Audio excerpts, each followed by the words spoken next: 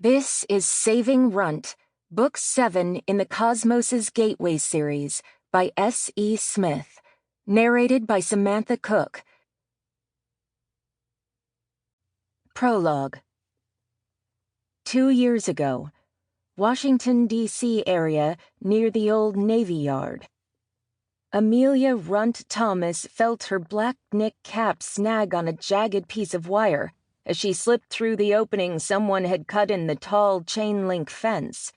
She paused on the other side and pulled her cap back down over her ears, then tucked her gloved hands into her pockets in an effort to keep them warm. A black backpack with all her worldly possessions was strapped firmly to her back.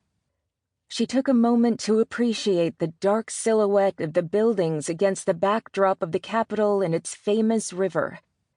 These abandoned warehouses along the Potomac River had been her home on and off for the last few months.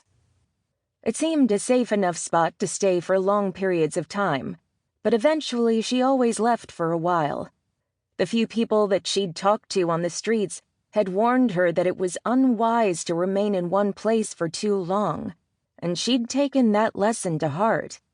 It was dangerous to get too comfortable. She wasn't the only one who lived in the forgotten part of the Capitol. Sections of the former Navy Yard were being revitalized, but this one still remained on the city's what to do with it list. Personally, Runt didn't mind if it stayed on the list for a bit longer.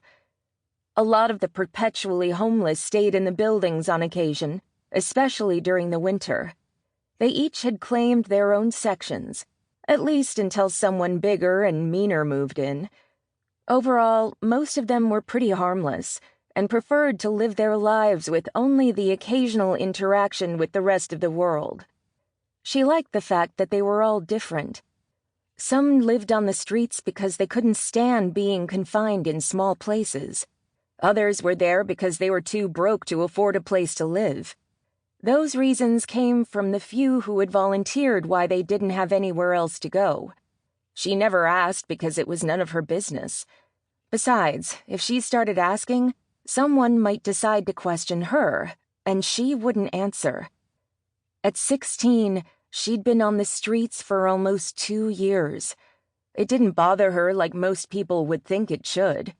She was her own boss, and she liked it that way. She reached up and adjusted the strap on her shoulder while she waited for a car to drive past her. She remained still so that she wouldn't be noticeable. Her hand tightened on the strap when the car slowed. Sample complete. Ready to continue?